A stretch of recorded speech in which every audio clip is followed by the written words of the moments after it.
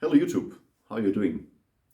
Today I want to devote this small video to a question a researcher has to deal with the one or the other day. The question is, should I write my own book? So, this is not so easy to decide. So the question is, are you prepared for doing that? Very often, publishing houses send requests to researchers to contribute to a book or even to edit a book or make an own book.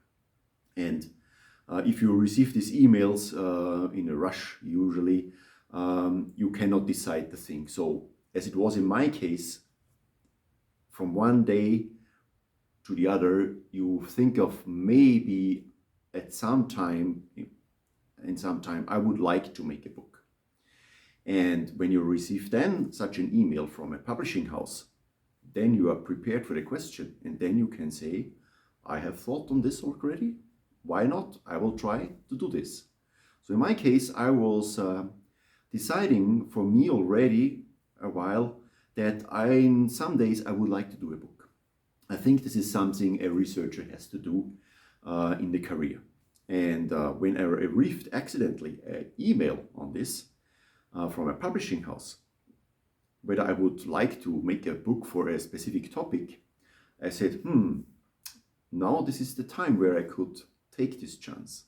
So I called my colleague in another university and discussed, hey, would you like to do with me a book together? And my colleague said, yes, why not? So I answered the publishing house. Yes, I would like to make a book, but not to the topic you suggest, but I have a different topic. I work in brain-computer interfaces and deal with neuroprosthetic applications in spinal cord injured. So I would like to make a book there for people in the field, for people in the clinics, and even for people with spinal cord injury to get informed about the latest research on this.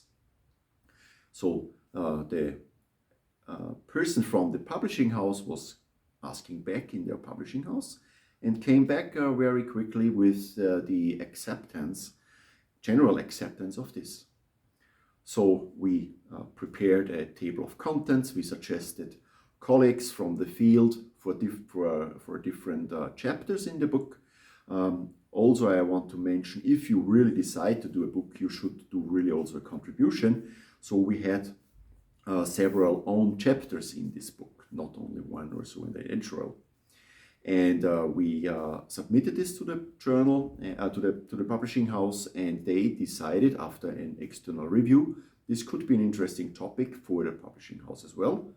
Why not going ahead with this topic? So we invited our colleagues for the specific chapters. We asked them kindly to provide such chapters.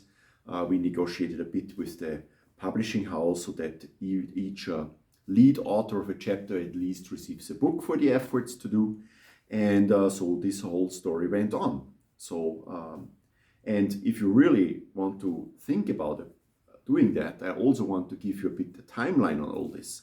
So from this first contact with the publishing house to the final book, it takes 2 years, 2.5 years, kind of. You make a plan with the chapter collection. Usually it takes a year. Then find you out you need to push your colleagues a bit and ask them more often friendly to submit the chapter. Then you need to read all through, make maybe an internal review, streamline a bit the figures and pictures. You need to look for all copyrights issues which may appear in terms of scientific drawings and figures and so on.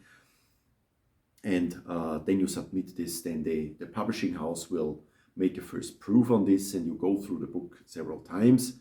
And finally it comes the day where you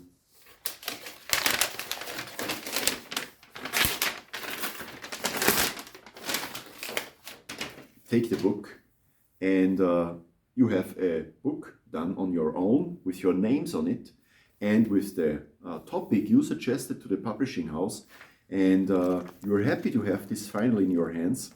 And have a nice thing for your own records, which definitely will help you in your career. And also you went through an adventure you should not miss if you are really dedicated to science. So I hope I could bring you some insights into this and my experience on that. And I'm happy to see you in one of my next videos. Bye-bye.